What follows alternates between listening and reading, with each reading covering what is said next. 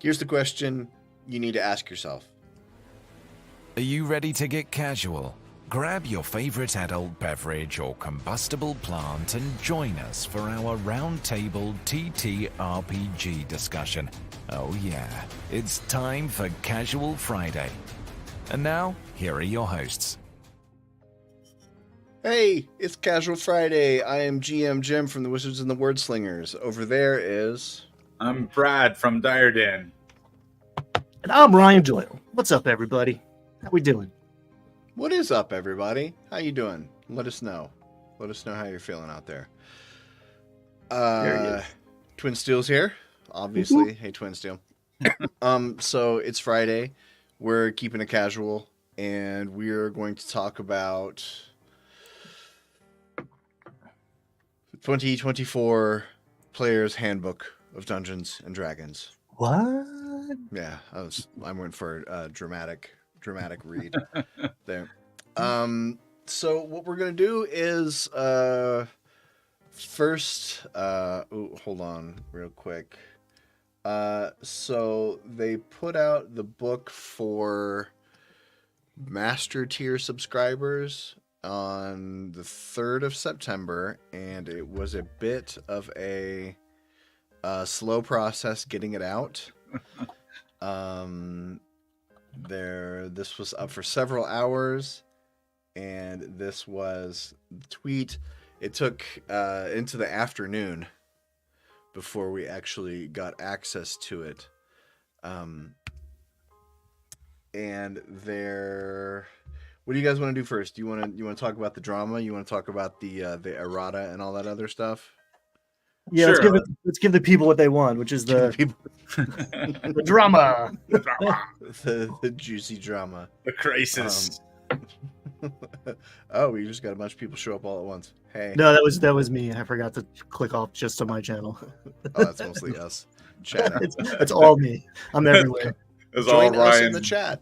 We're not just here, we're in the chat. How cool is that? Oh, that would be Fred. And Fred and Nacho are in the future, checking in. Things are much better, hopefully. Brad or Ryan, one of you tell us about some of the drama that's happened with the errata and other things. Well, I'll go first because I dodged most of it because I followed my own advice.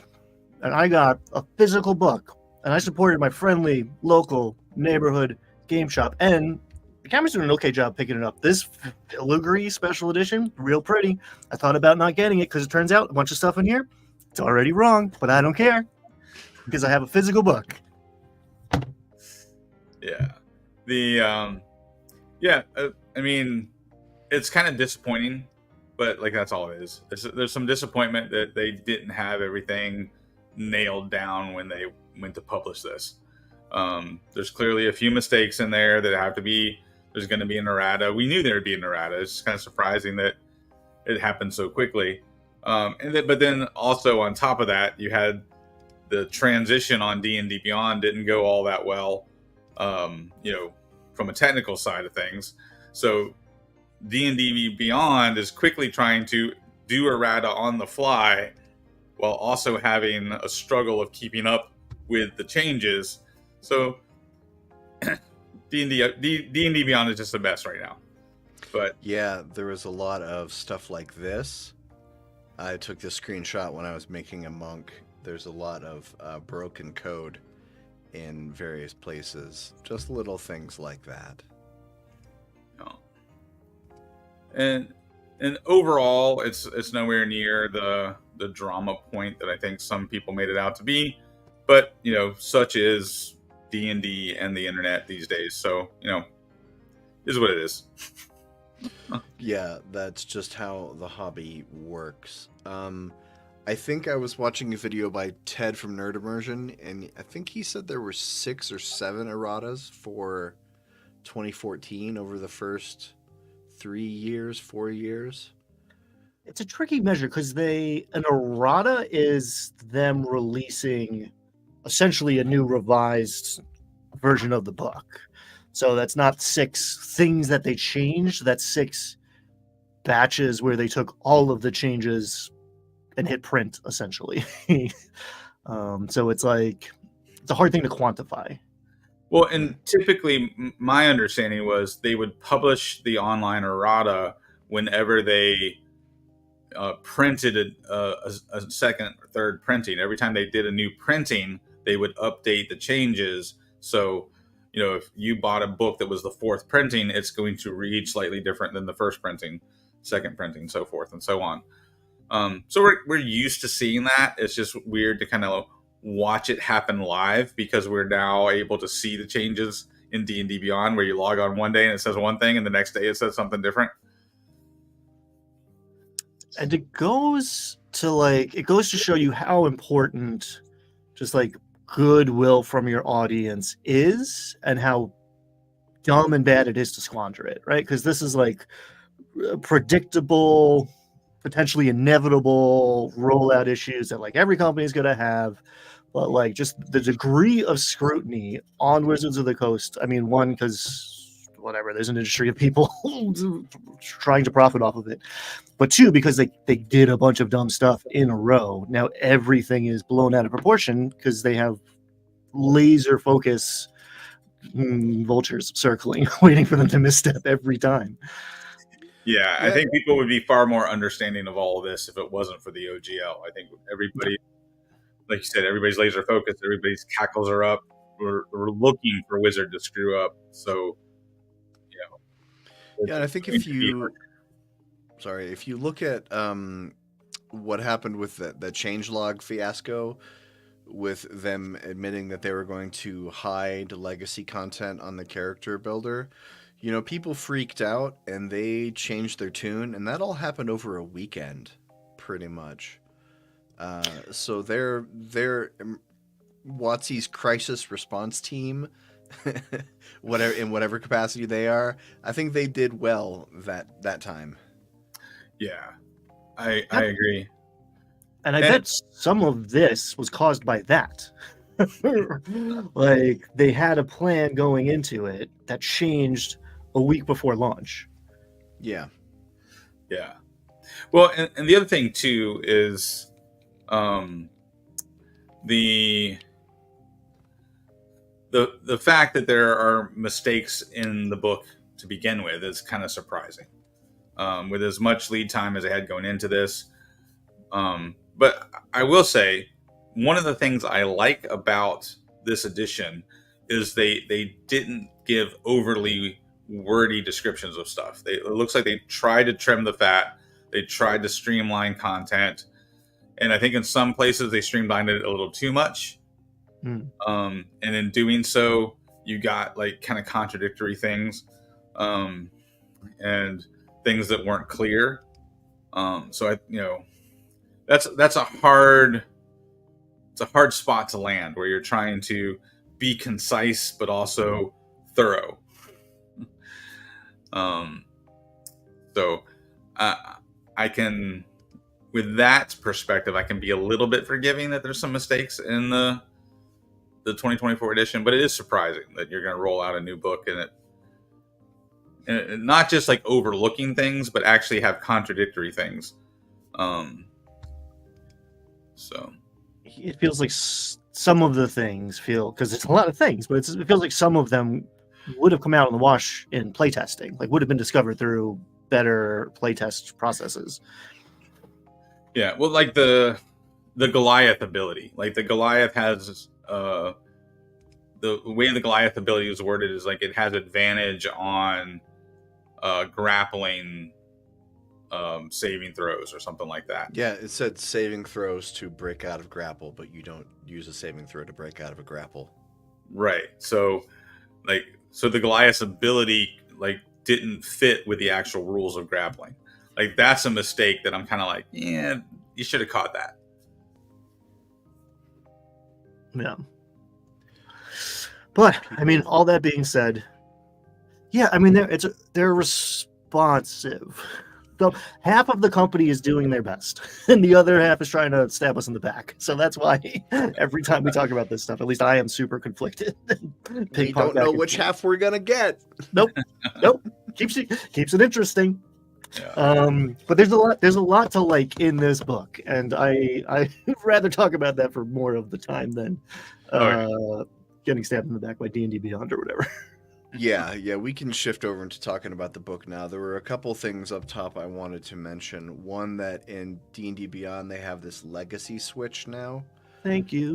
which is a much better solution to leave it up to the dungeon master and the players whether or not they want the legacy content visible.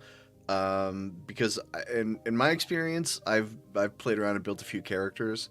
Mixing the new and the old stuff, not nearly as bad as I expected it would be. But with this legacy toggle, you can let the past die, kill it if you have to. But the mixing of the old and new, it actually seemed to work pretty well fine. Yeah,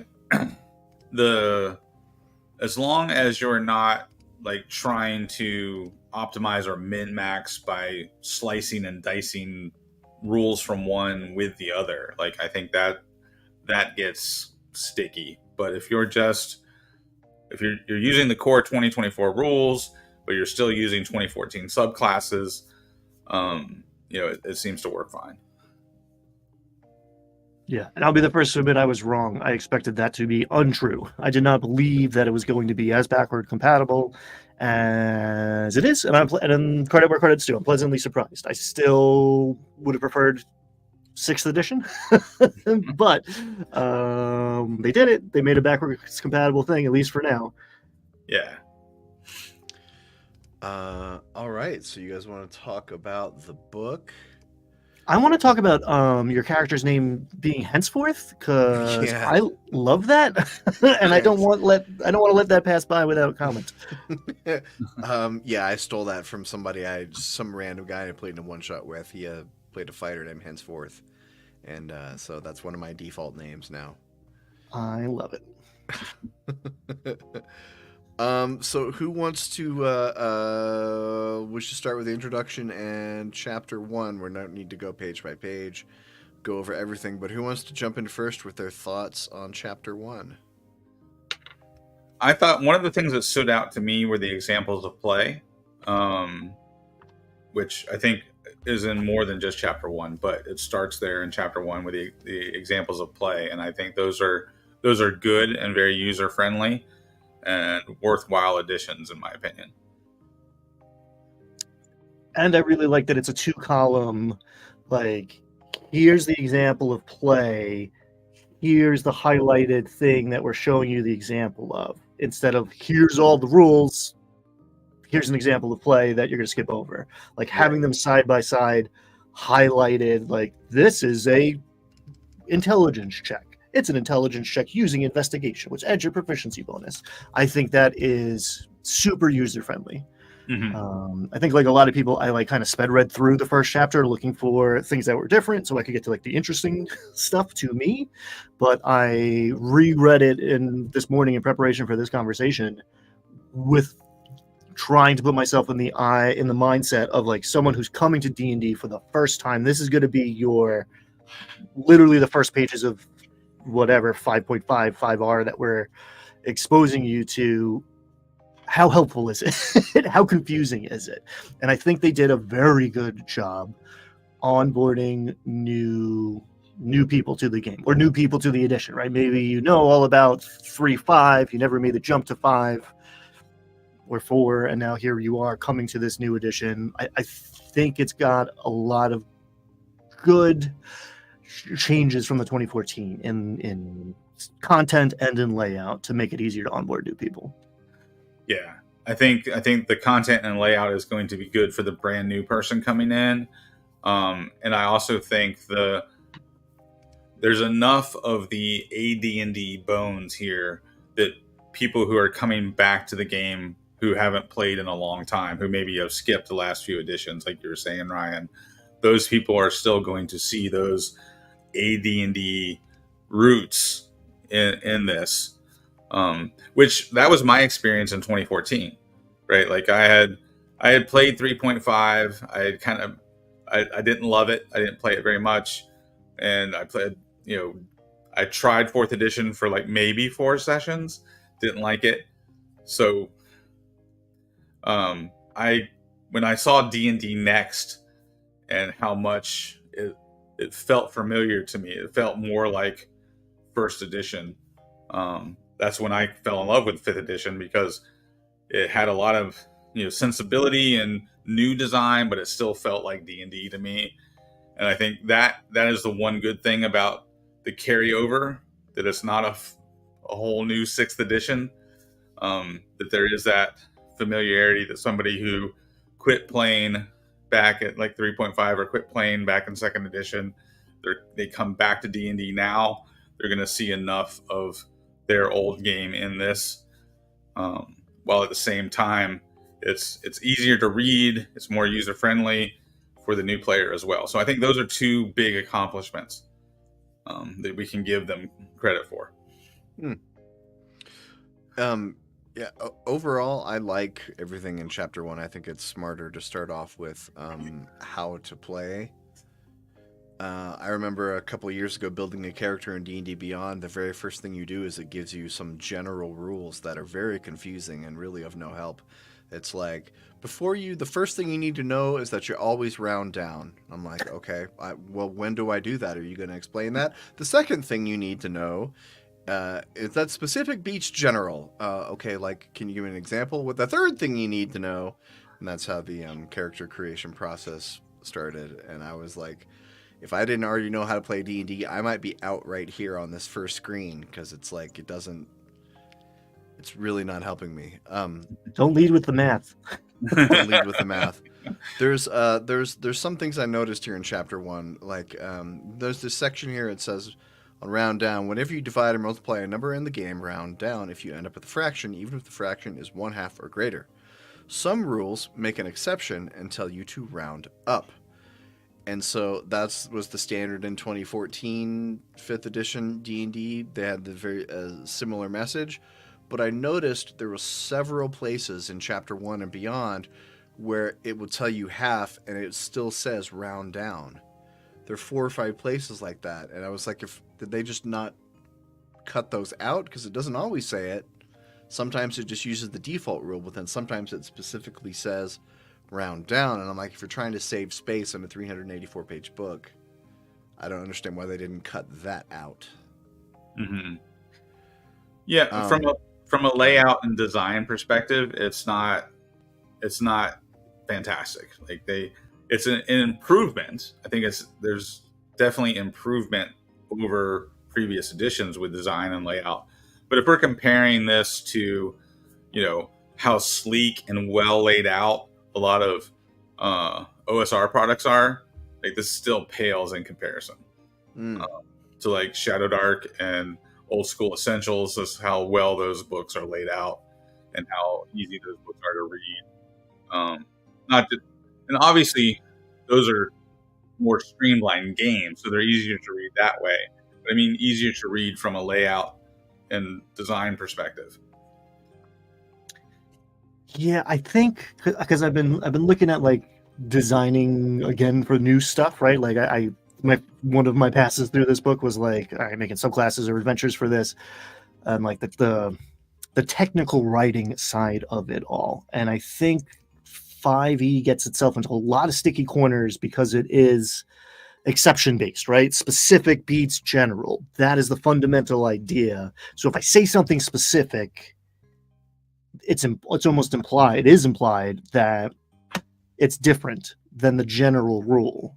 So if I say round down in a specific circumstance, that there's like this implicit thing that like, oh, that's exceptional, and typically you wouldn't round down. So you paint yourself into a corner where clarifying things confuses things more. And I think it's just like fundamentally in the bones of how the operating system of the game works. And I don't know how you get rid of that other than like grammatically, right? Like if it's in parentheses, then it's reinforcing an example and it's not changing the rules or whatever. But like that, I don't know how clarifying that would be. Yeah.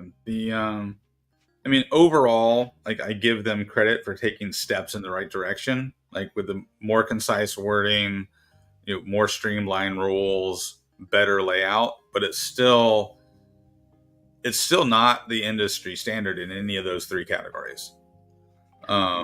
Which is surprising for the company that's clearly making the most money in the industry, right? So I think there's a lot of other game companies out there, Free League, just to name one off the top of my head, that does a far better job with all of those aspects. I wonder if it's because of small beats big in so many creative endeavors. Like a small team of 3 people is maybe going to produce a better product than a team of 30 people and a bunch of contractors. Yeah, that's probably very true. Probably true. All right. Moving on to chapter 2, unless anybody has other thoughts on that first chapter. So we're just really giving first impressions. We're not doing a deep dive or anything like that. Just putting our toesies in the water. I liked... Actually, it might be chapter 2 stuff I'm thinking of. Well, let's talk about chapter 2 then, shall we? Sure. Chapter 2 is called Creating a Character. I have some thoughts here. I took a screenshot of this. I really, really like the complexity column for the class overview. I don't think they had this in 5.0, did they? I'm pretty sure they did not, because this is too user-friendly, and this is a great thing for new people, because as we all know, high complexity classes like the Druid, they don't tell you that in the book right away, and they didn't in the 2014 5th edition of D&D. It wasn't like, hey dude, you should really consider a fighter, or maybe a rogue, sorcerer, or warlock. You have to have somebody to tell you that. But here in this column, it tells you exactly. But Ryan, I saw you get very excited when I started talking about this. What were you about to say? I love it. I think there's a lot of cool quality of life beginner tables in here, standard array by class. Thank you. That was one of those things I was like, we should have been doing that for 10 years. That's how you know it's a good idea. But can you flip back to that for a second? Because I have a question. All right. Okay. That's I second guess the first entry and the last entry. The harder the last entry in this chart. So barbarian, I generally pitch as low complexity. I guess it depends which fighter subclass you're comparing it to, or what barbarian subclass you're comparing it to. But would you place a wizard as lower complexity compared to a sorcerer or a warlock, say? No, I would flip warlock and wizard in that list. Okay. Warlock is definitely average and wizard is high. Wizard's you can cast almost any spell. How can that not be complex? You have to be able to be not the kind of person who freaks out with choice paralysis when you're a wizard, because it's going to happen every single turn. You're going to have a plan, then the bad guys are going to go and they're going to mess up your plan. Then your ally is going to do something unexpected and mess up your other plan. They're going to have to be like, crap, and now I have to go look through 30 spells in the next 22 seconds to figure out what I'm going to do. Yeah, that table legit made me go back to the wizard section and be like, oh, did they fundamentally change the wizard in a way that I completely missed? Because how is it not one of, if not the most complex things to run at the table? Yeah, the only thing I can think of is that where I could say that the warlock is higher complexity than the wizard would be the initial learning curve. I feel like how do you play a wizard? You cast spells, right? So that is probably less complex than how do you play a warlock? Well, you have to pick invocations. You have to pick, your patron, right? There's some moving parts to the warlock on the front end. So I would say that maybe the warlock has a higher learning curve at the beginning, but to actually play the class well, yeah, wizard is definitely a high complexity class. That's interesting. Maybe I misunderstood the point of that table. That's just me trying to make sense of it, because my first reaction was the same as yours. No, I think mean it's that's an insightful argument for sure. A wizard might be easier to build. No, and it doesn't really say choose a class and like just like the class's complexity. It doesn't say Yeah. it's in the character creation section. It's the first like actual table in character creation, so maybe that is what they're referring to. I don't know if that's as important as understanding how it plays at the table. But I think you actually are onto something there. Wizards and Warp Drives here asked about milestone leveling. I have not seen anything about milestone leveling in the 2024 PHB. It's all been about XP leveling. It's very possible. I don't know, in 2014, was milestone in the PHB or was it in the DMG? Was it listed as like an optional DMG rule? Great question. I could tell you in a minute, but no, I do not. Looking at the index, I do not see milestone. Yeah, I agree with Twin Steel here. We assume it's probably in the DMG listed as an alternate rule. But I did find that interesting that standard XP grinding is still the default in Dungeons and Dragons. Yeah.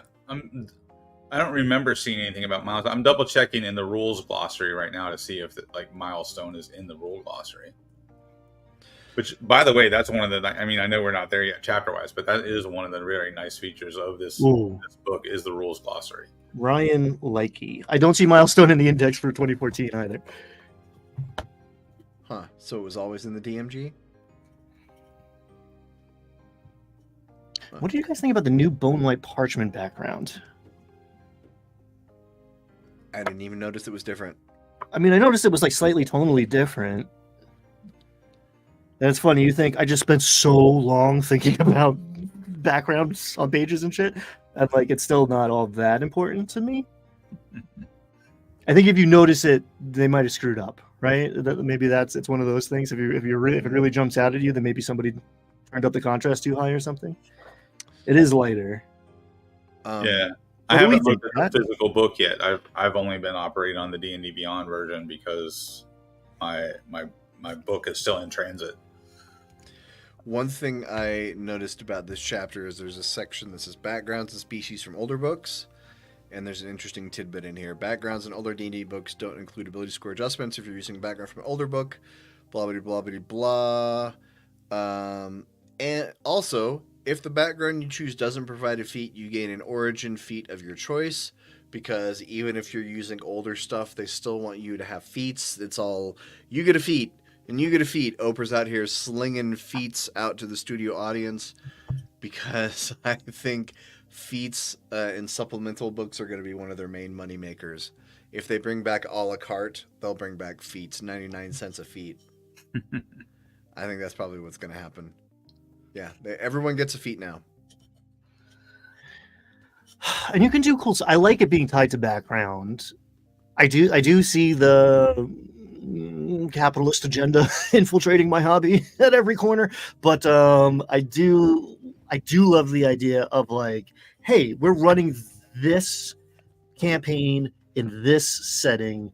There's 7 backgrounds in this book. Please pick one. Each comes with a feat that's going to be like relevant to this adventure. Pathfinder does a great job of doing that, and I think it creates potential, at least, for more interesting characters connected to the story they're in. Yeah, I agree. I like the idea of when a campaign setting comes out or a new adventure comes out that's in a different location, the idea of having feats unique to that campaign setting. I did that, like I homebrewed that for one of my campaigns.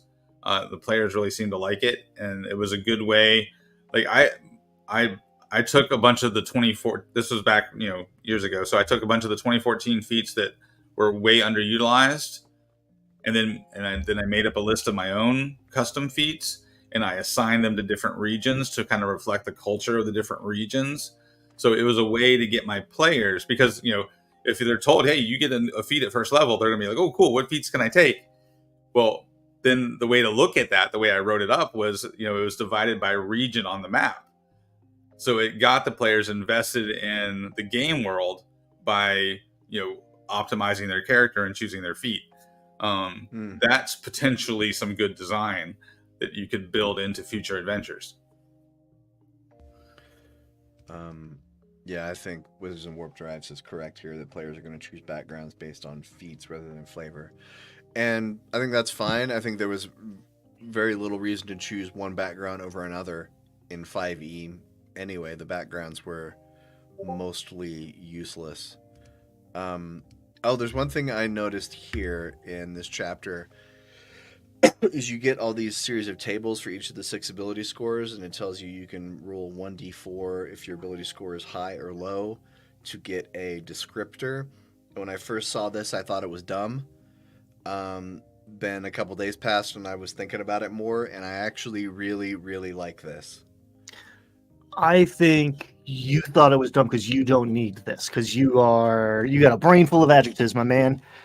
Yeah, it's designed for, if you're playing a paladin, you've got high strength and high con, you could be sinewy and energetic.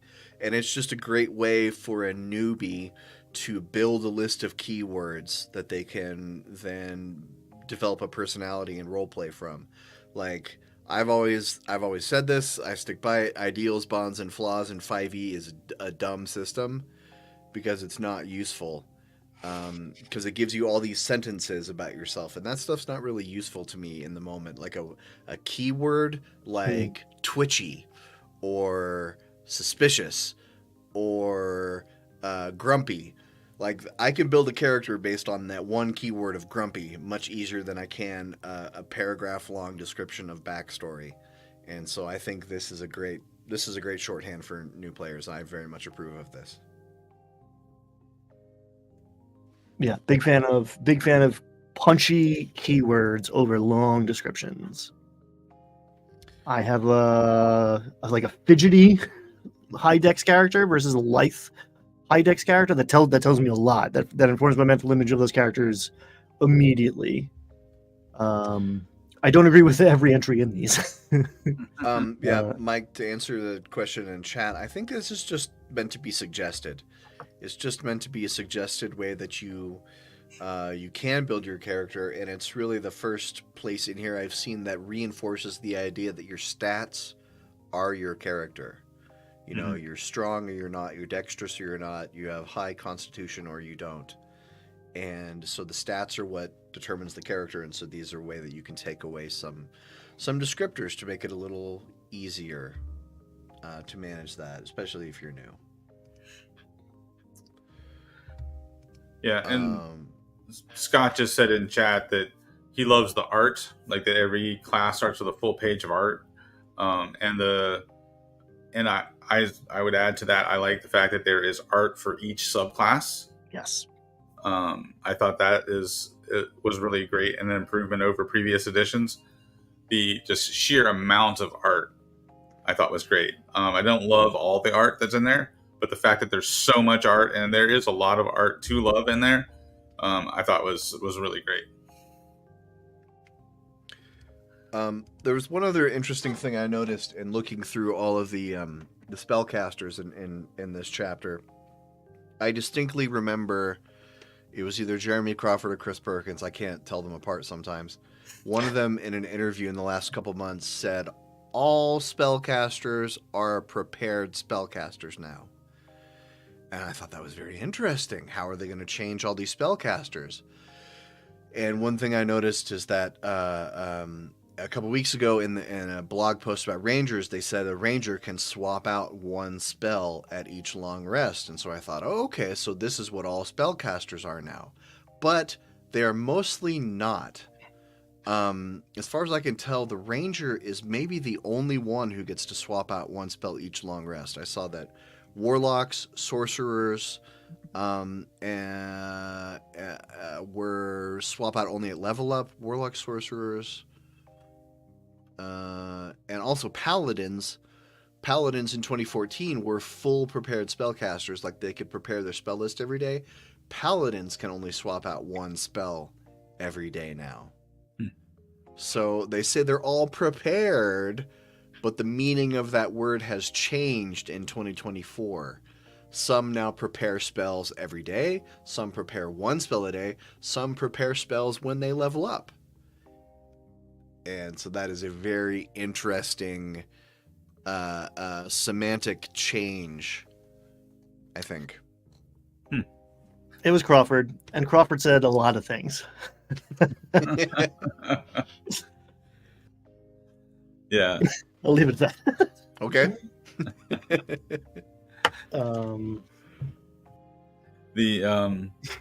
So is it? I'm looking at the wizard here. Is the wizard the only one that lets you like swap out your whole prepared list each day, or does cleric let you do that again too? I don't even remember, man. I think maybe the druid and the cleric are still.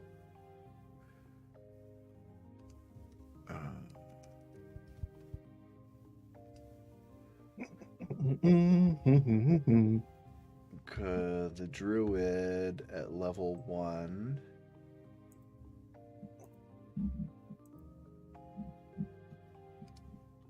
It's a really exciting TV watching us look at screens. But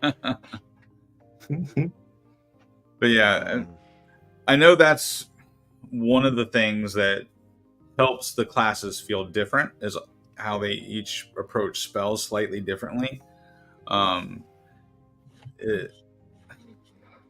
That's a tough thing for me because like I want it to be easier, right, to understand, but at the same time I remember how I didn't like 4th edition where everything was, daily powers and encounter powers and at will powers, and that made everything feel samey, right? So it's like, it might just be hard to find that balance between like creating a streamlined style of play and still making each class feel unique from the other classes. This might be a controversial take, but I like Magic being complex and difficult, especially wizard magic, right? Like, and that's how I pitch it to players. Like, hey, brand new person to D&D, I will let you play a wizard, but it is more difficult on you. You're going to have more homework to do. You can't expect me to know what every spell's going to be. You can change all these spells. You're going to go through a lot of it. It's going to be more effort on your part to wield magic than swing a sword. And that is in line with what your character is doing. I think that is by design. I think fundamentally they assume it's simpler than it actually is, from the design team at least. Mm-hmm. But I'm okay with it being hard to run a wizard because it's hard to be a wizard. Like, you are hitting the books harder because that is in line with the class fantasy. So if you want to be powerful in casting spells and not thinking that much about, well, that table is still confusing to me. But like, okay, a sorcerer is a lot like a wizard, but it's in your blood. You got 2-3 things, or you convince some demon at the crossroads to give you a little bit of magic and like, oh, you got one spell, but it's a good one. And you got like, oh, you got another couple slots, but you don't forget about them. It parallels the character to me. And maybe that's just rationalization, but that's my take. Yeah. No, that's a solid take. Kevin here asked about warlocks. We're not actually into the class chapter yet, but warlocks are not nearly as reliant on Eldritch Blast. They are more flexible, and you can build a non-Eldritch Blast warlock who would be perfectly effective now, it seems like. One other thing I noted in this chapter is that alignment is largely untouched. They did very little to it. I do like they have this personality trait by alignment chart, which I like. Goes along with that ability score chart. Just an option. Some tables to roll on if you want to help determine your personality. I did like the I guess I'll call them descriptions of the alignments. They're not quite examples, but I did like the text that came along with like describing the alignments. At least in the book, it's on 39. I don't know, but like, a rebel who waylays the cruel barons, tax collectors, and uses the stolen money to help poor is probably chaotic good. Someone who's bored by moral debate, probably neutral. Like, I find that all instructive in a way that like chaotic neutral on its own in a table doesn't help a new person on board. Yeah. Yeah, it's better in general. Yeah, I like the one that was in the 5th edition Dungeon Master's Guide, where it had like a list of like, I think it was like 5 or 6 values. I think it was 6 values for each alignment, and I thought that was also pretty useful as a way to. It was in the Dungeon Master's Guide under building NPCs. So I'd be curious to take this that's in the player's handbook and that's in the old Dungeon Master's Guide and put them side by side and see if there's a way to build a good character just through the lens of alignment. Yeah, there's a little bit of overlap with like the personality trait and the values, but at the end of the day, they are different things. And I wonder, yeah, I wish I had the DMG right now. I really do, because it's like this makes me so curious about like what's in there, what's missing. If like what's I think should be in here is in there, then I'm okay with it. If it's not in there, then I'm upset. No, and that's a really good point. Is we're not going to be able to judge the quality of this edition until we see the other 2 books, right? Yeah. Yeah, because, we have a third of the game right now. Yeah, because like one of the things I like about this is how well the classes are balanced. Like all the classes seem, significantly closer to each other in power level, but we don't know how well the game is balanced until we see the monster manual, right? We don't know how well things are going to look until we see the new challenge rating system and how the monsters are designed. Is the monster manual going to be an answer to what looks like power creep in the player's handbook, right? And then also, is the Dungeon Master's Guide going to give us good tools to help new players be able to run the game? Because ultimately, that's the pass fail on a game is, do you have enough people to run the game to support a player base? And I'm just looking at J. Scott disagreeing with me, which you did it respectfully. I'm here for it. I'll take those comments all day. I think that's true as long as the Dungeon Master didn't just start playing D&D. You got a group of 5 people who've never played D&D before, and now one of them has to learn 5 classes because the other 4 aren't fully learning 1. Right, like I always try to go back to like, okay, if people coming in from 0, like me, I'm not going to be like, you just started, I'm not going to help you learn your wizard spells because I'm a curmudgeonly jerk.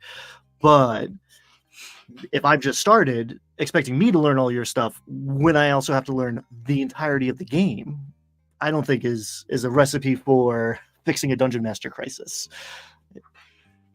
I just want to address J. Scott's other comment here real quick. J. Scott, I got my book through a Russian bootlegger. It cost me 3 extra pairs of blue jeans to get it early. It was worth it, though. It's mostly in English. Extra stripe, very good deal. I went to my friendly local neighborhood game shop and I got the special cover because I guess I'm a simp. I don't know what it makes me, but yeah, support your friendly local neighborhood game shop. Well, is that the only one you can get at the game store now as a special edition? No, they had both. And they had both. They have them both 2 weeks early. That's a choice that Wizards of the Coast is making that I respect and appreciate and will keep saying, if I'm going to call them out for all the stupid shit that they're doing, I feel obligated to say, like, this is a good thing that they are doing. They're fundamentally supporting the existence of game stores when they don't necessarily have to. In the sense, they're cutting their margins by doing that. Support. We're running out of third places in our society. Support game shops. Even Wizards of the Coast is doing it. Why can't you? No, that's great. That's good to hear. No, I pre-ordered mine on D&D website in order to get it early so I could do video content. So yeah, of course, that was my journey. It's not very exciting. All right, you guys want to talk about Z classes in Chapter 3? Yeah. Well, and like I said, I already mentioned the fact that I do like how closely balanced the different classes are to each other. I feel like there's not blatant gaps in power level between the classes like there seemed to be in 5th edition. I just want to highlight before we leave chapter 2 Mm. the reorganization of the creating a character structure. Step 1, talk to your dungeon master about what kind of game they're running. Thank you. Amazing. That might have been in 2014, but I think a lot of people overlooked it. Step 2, class. Not species, background, class. Class, background, equipment, species. You could feel a certain way about species being like relegated to like the bottom of the bin as far as how impactful it is. Mm. But starting with class is phenomenal, and then like your life experiences having more of an impact than your genetics. Probably in most heroic stories of like your character is fundamentally exceptional in every way. I don't care what an average member of your tribe is like; they are tens across the board, right? Your class and your background are more impactful. Class. Start there every time. Class. Well, and that fits what they were, saying during the playtest, right? Their goal was to make the class fantasies stand out, right? They wanted to make the roguiest rogue, the most wizardy wizard, the fightiest fighter, right? And I think with one glaring exception, Ranger, they accomplished that. Like I feel like the new classes do feel like they play very much like the power fantasy that comes with that class. So, I think what that observation you just made, Ryan, goes hand in hand with that goal of trying to build the game around those power fantasies, so that when someone wants to play a wizard, they feel like a wizard. When someone wants to play a fighter, they feel like a fighter, so forth and so on, right? And we bring up the Ranger again. I don't think it's an issue like last time where like the Ranger feels underpowered. It just doesn't feel thematic, right? That's my take. But overall, other than that, I think the class design is solid. There's one thing I really like at the beginning of chapter 3 here is that they have all the classes and all the subclasses with a one sentence summary of each. I like this a lot. I feel like this is really useful for new people who, when you sit down to play D&D for the first time and the difference between a barbarian, a fighter, and a paladin is entirely baffling. That, with the fighter it says master weapons and armor. With the barbarian it says storm with rage. These are very clear-cut, easy descriptors that can help someone who is never played before or is maybe thinking of trying a class they haven't played before. Really excellent summaries here. I very much approve of this. Yeah, and they include the subclasses in that as well to kind of help you. I think this is a good way to help new players pick a character class. Yeah, I love the concept of like, here's the book, pick out a picture, and that's who you're playing. Theoretically, I've never really seen it work out in practice. People want to get a little more hands-on than that, and I think that like one sentence description is like, again, punchy keywords do so much more than paragraphs and paragraphs of text. In general, across all the classes, I've noticed that a lot more classes now get some type of bonus action disengage or some type of free disengage, which I approve of this. Fewer opportunity attacks means more battle movement. Yeah. Most people in 5e rush right in up to the monsters, and then everybody stays there because nobody wants an opportunity attack. And so more ways to get around that makes combat way better because movement makes combat more fun. Agreed. Yeah. Yeah, the Ranger is as bad as you thought. Sorry, Brad. Go ahead. It's just to clarify, because a couple questions there about what I was saying about the Ranger. I don't think the Ranger, like I said, is underpowered. I think mechanically it's still going to do a decent amount of damage and be able to keep pace with the fighter and the barbarian and paladin. I think the math is going to work out. It it doesn't feel like that fantasy of, you know, being a wilderness explorer and, you know, supporting your group by understanding the environment. It's just everything is very. It almost feels like the 2014 Warlock. How the 2014 Warlock was very dependent on Eldritch Blast and Hex.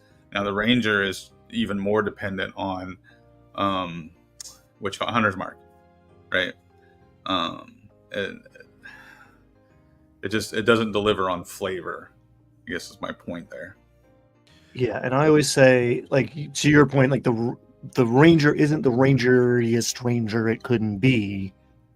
And I think you have to look outside of the class structure to fix that problem, right? The Rangeriest Ranger is awesome at exploring the wilderness, and 5e doesn't do that unless you really force it to and shove another game in there.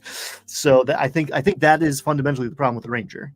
It's not he's not putting up the DPS. It's that his turn in the spotlight doesn't really come, at least in my opinion.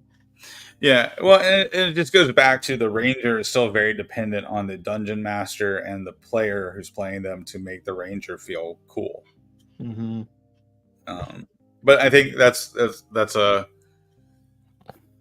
symptom of the larger problem that D&D doesn't have a thorough exploration pillar or social pillar. But honestly, how many games really do have a solid exploration pillar or social pillar?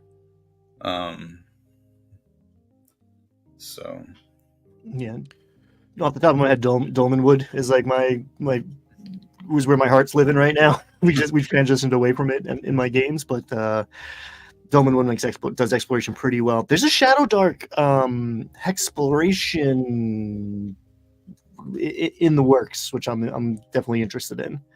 yeah, but that's not everybody's cup of tea. It's not. I think it's the third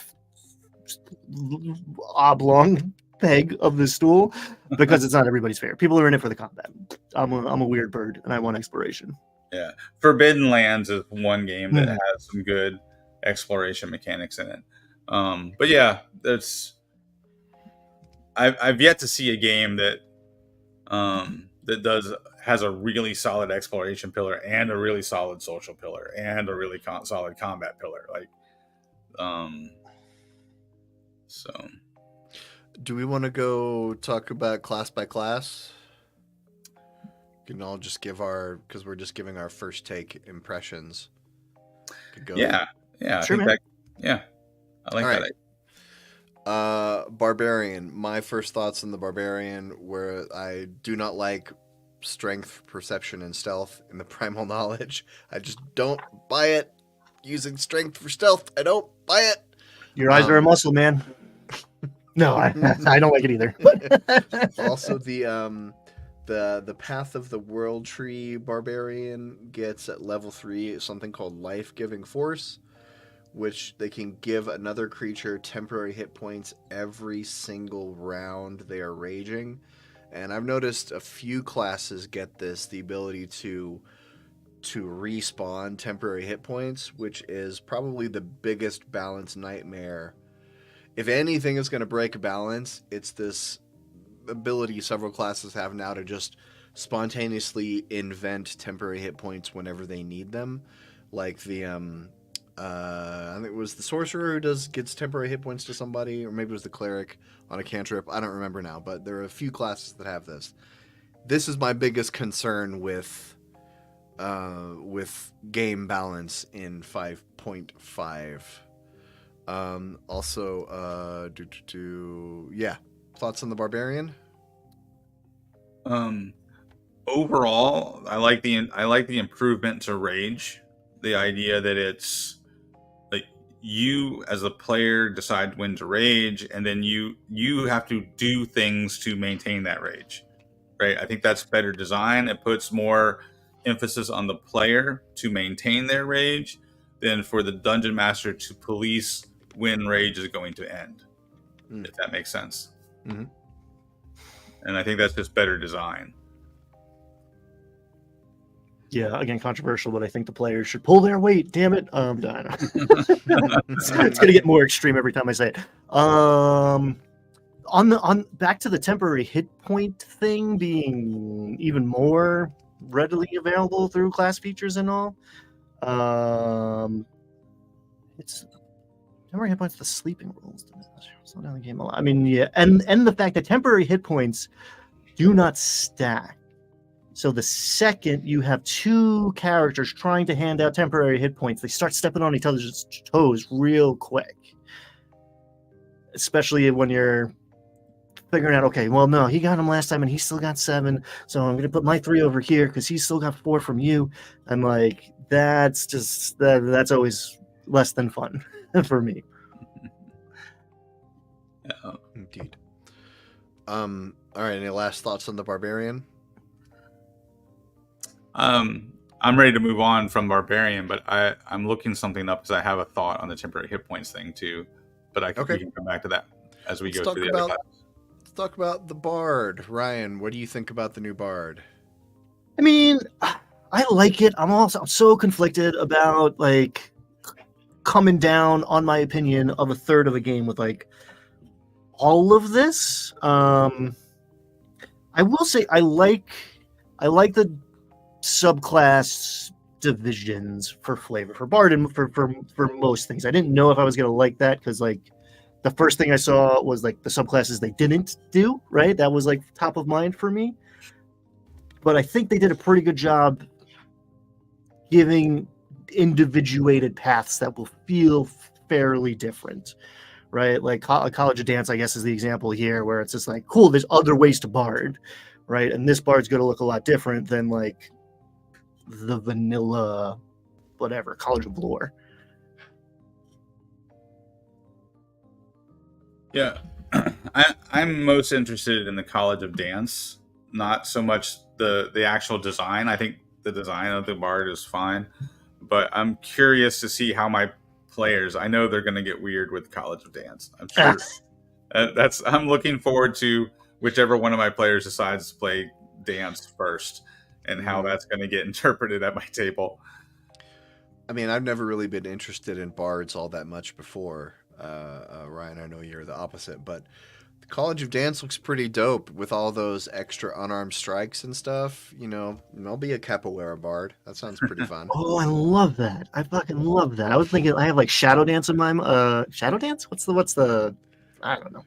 That's a stupid 80s movie. Anyway, capoeira bard every time. Let's go. That's my new favorite thing. I like the fact that like College of Glamour is like straight up glam rock, right? Like I've run 2 bards. I've run multiple bards, but they're either David Bowie or they're Jack Black, and I love that they've gone full Bowie. Yeah. So Bards only prepare spells on level up. Right, which is not Bard. I guess everyone prepares spells, right? Like what is that?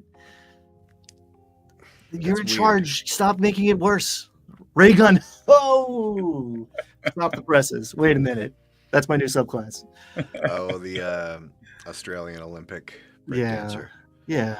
Wow, the breakdancing is in the Olympics. Hey, Oceania, how do you feel about your whole region being represented now by Raygun?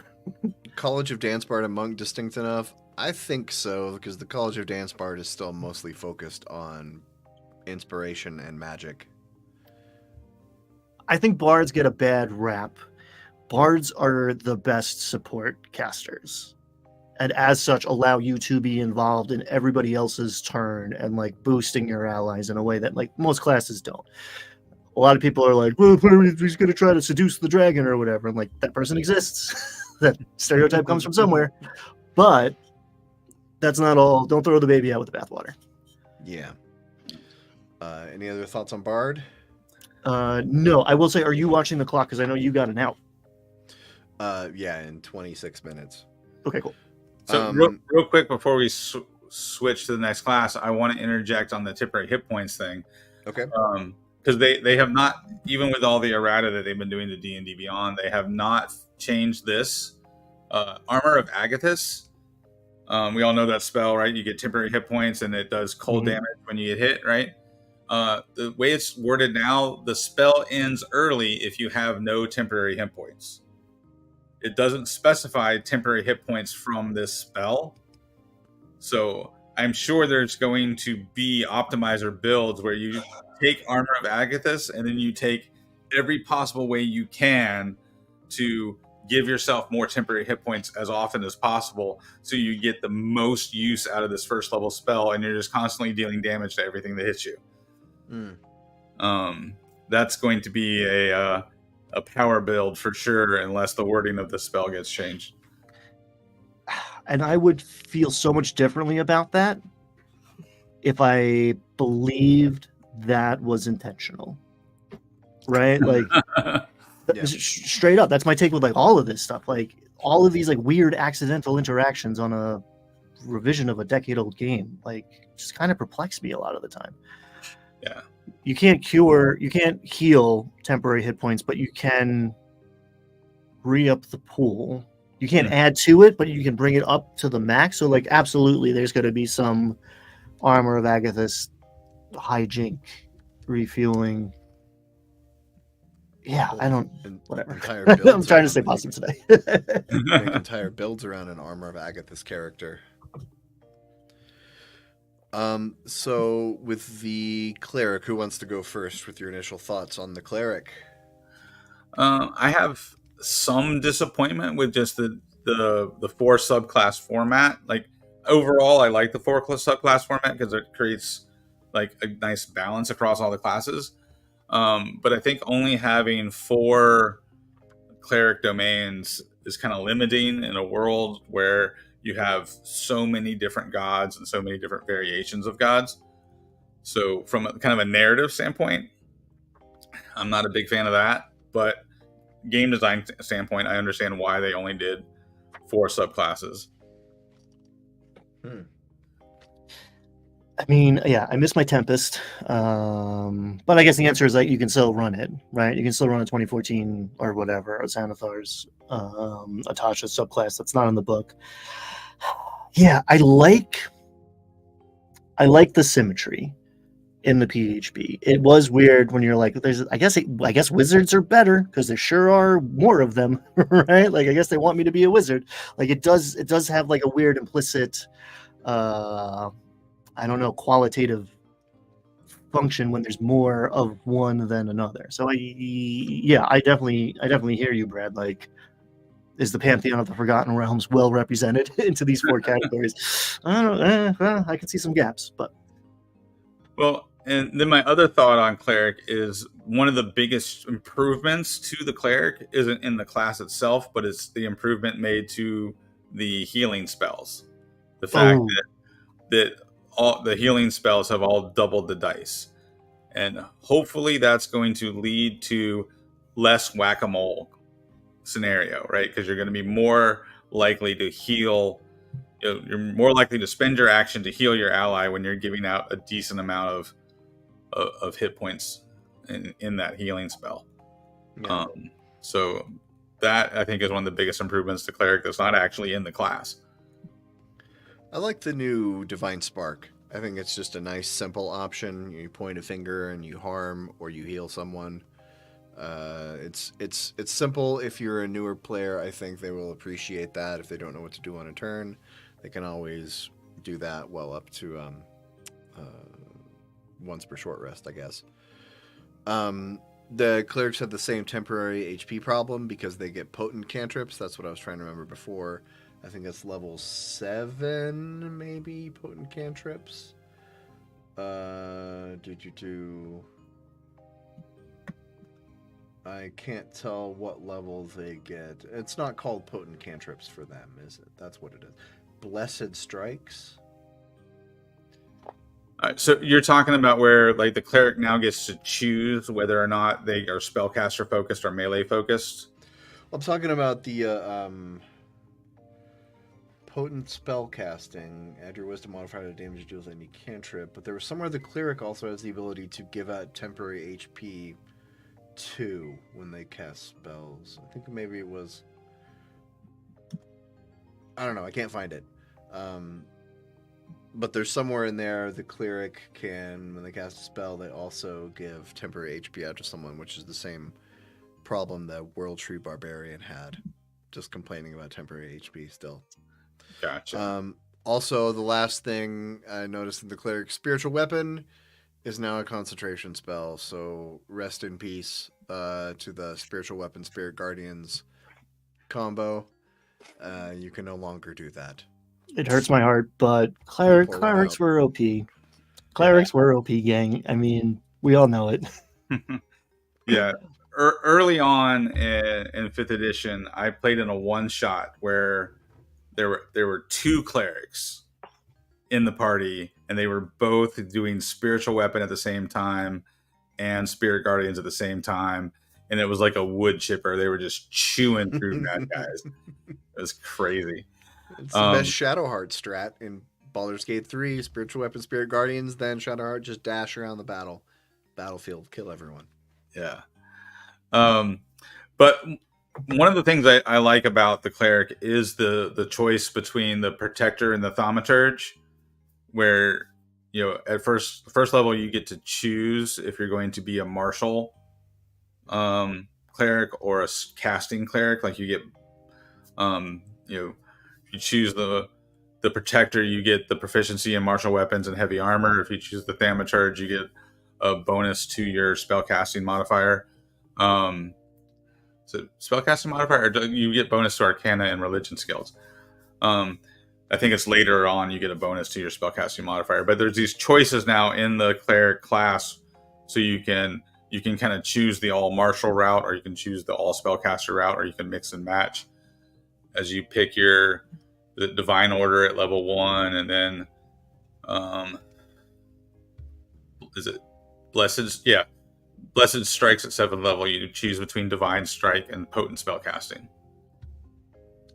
I just want to go on record as I don't know if I like it better than destroy undead, but sear undead, a perfect name for an ability. Just like, here's radiance. These zombies are cooked. Like I can hear it sizzle. Like sear undead, A+. Good job, guys. And is that the one that is changed because you don't want the undead running off? Like the idea that they changed this because the old turn undead ability caused fear, so like the undead would run away, then you had to go track them down later. Yeah. So that's the purpose of this change, right? No, that still exists. So turn undead you get at level 2. And then as you level up, turn undead used to be destroy undead if it's a certain CR and there was a table for it. Now it's just like roll d8s for your level. They take that much damage as well as running away. It is a weird issue. I feel like, all right, am I going to hand wave it, or like these zombies are coming back in 3 minutes and you're going to forget about them? Or like, are these undead smart enough to come back after you make them run for the next 10 turns? How long? Like, they're pretty slow. I know they're dashing, but they don't move fast, so they can still see you when they're done. The new turn undead gives the incapacitated condition.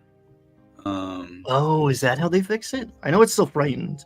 Yeah, it's still frightened, so they'll still have disadvantage from being frightened. Well, I think, but they changed incapacitated things can move now. That was a whole stupid thing, and maybe it's because they changed, right? Or am I getting too many you're right. I rules? just pulled up incapacitated. Yeah, incapacitated doesn't limit movement, so you, which was confusing. Yeah, but I guess that's why. But you can only take. It doesn't limit movement, but you can only take one, either action, bonus action, or reaction. So no, you can't take any. You can't do stuff. All you can do is move. All you can do is move. Yeah, but so like your undead won't be moving and then using their action to dash. I see. Yeah. So I guess that's how they change it. So it still runs away from you like it's scared, but it's not gonna, be gone by the time you're done killing off whatever else you're fighting, I guess. I still like seer. Yeah, it's a great name. It's a great word. All right. Any final thoughts on the cleric? You want to dive into the druid? Yeah, I'm ready for druid.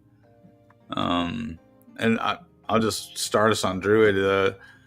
Um, Obviously, the biggest change here is the lack of change to Wild Shape, right?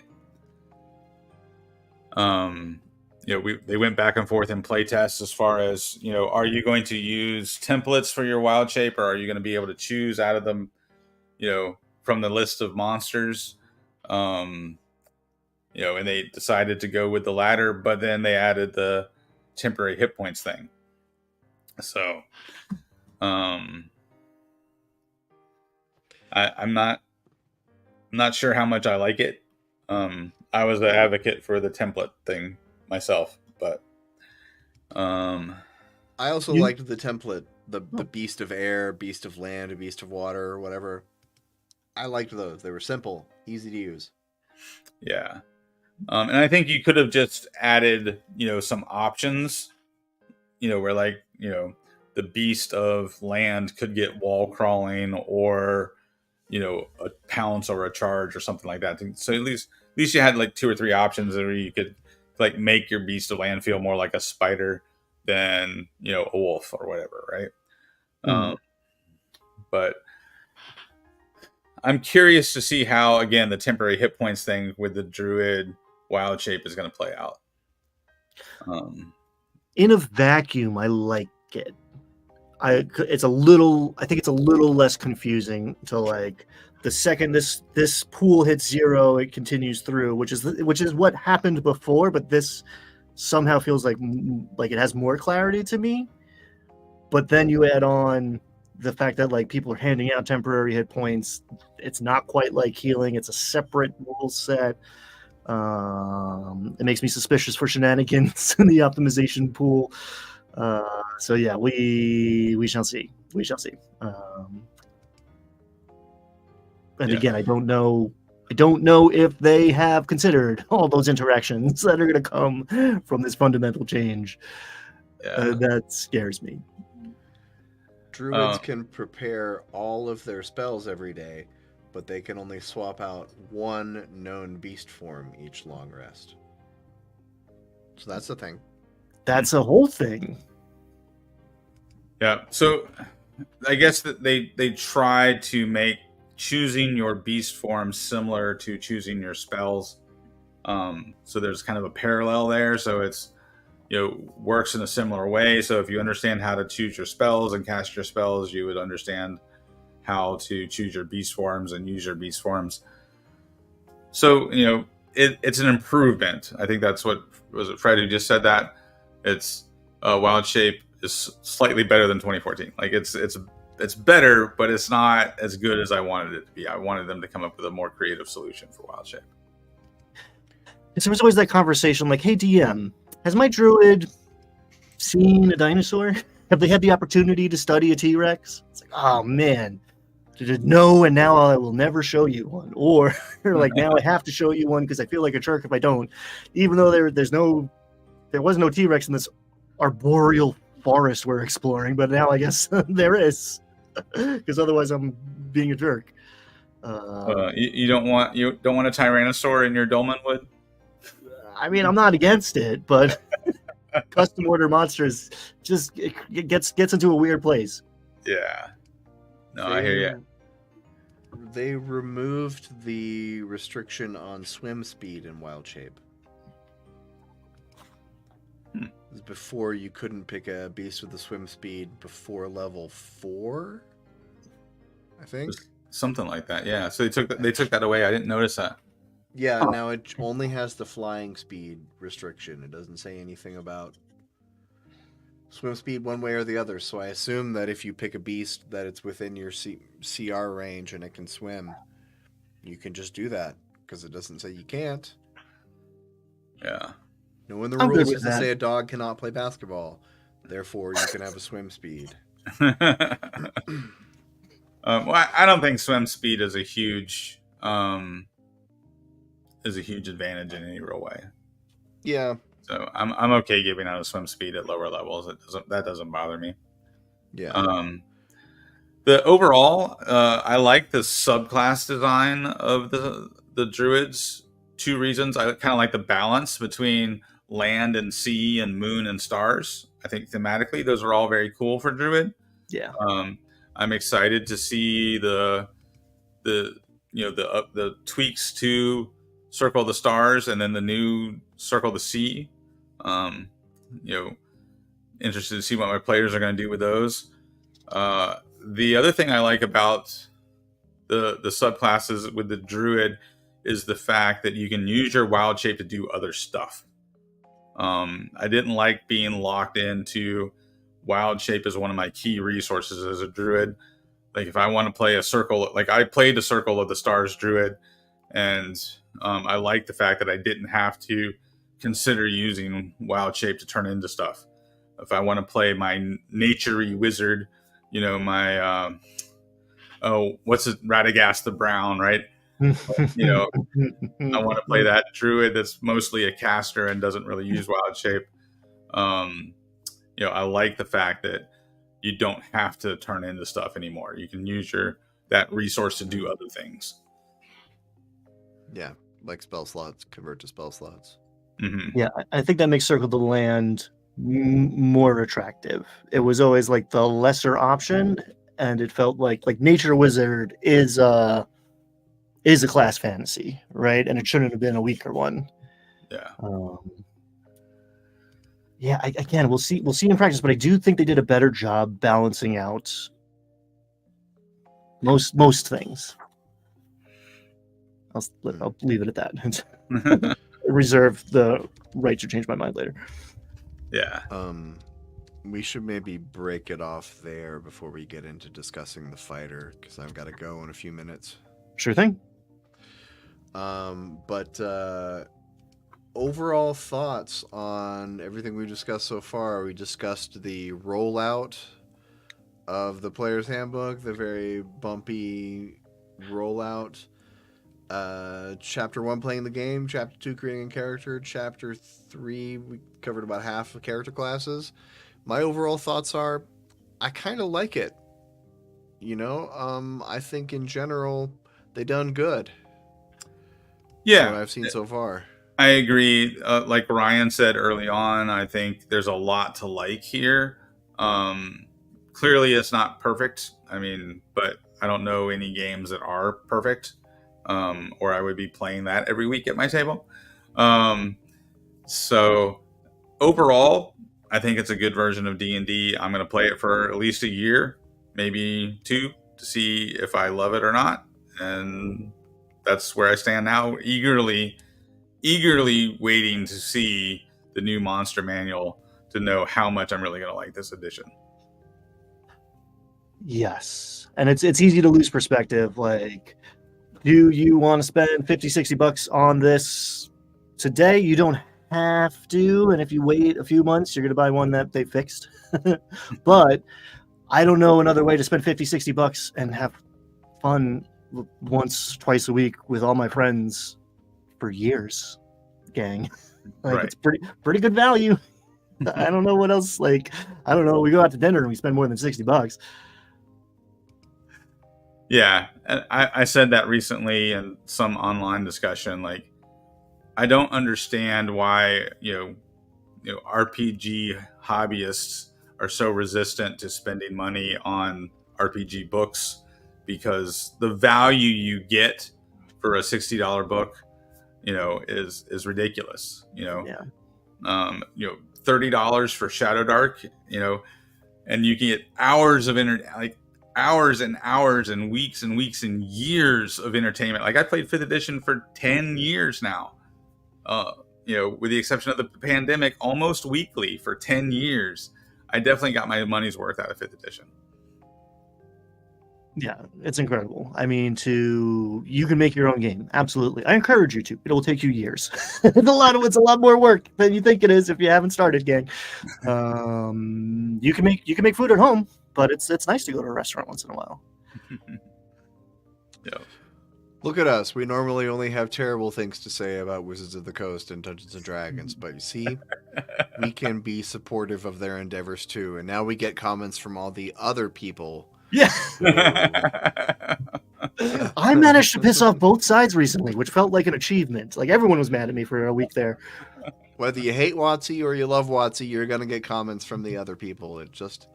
It happens, and you cannot avoid it. Yeah. I try to find the fun in that instead of getting annoyed by that. Yeah.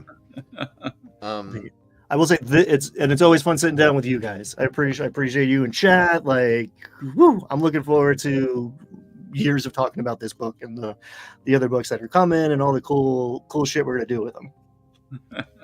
Oh, whoops! I was looking for this. Mazes and Monsters. Fred, have you seen Mazes and Monsters? It's terrible. Don't watch it. Poor Tom Hanks. Don't watch it. Terrible, awful movie. You don't have to watch it. All right, I think that about does it for us then. And we are gonna get. Anybody have any last thoughts? I'm eager to get into this and start making more content. I've had a couple weeks of downtime because of COVID and I haven't made a video in a while, and I am ready to get back to the grind of cranking out content. Brad is ready to crank. You heard it here, folks. Crank them out. Crank it out. He's gonna crank one. All right, everyone. Thank you for watching. This has been Casual Friday. I am GM Jim. I'm Brad Wolf from Dire Den. I'm Ryan Doyle. I'm at Vertigree Table. Come hang out. All right, everyone. We'll see you next time.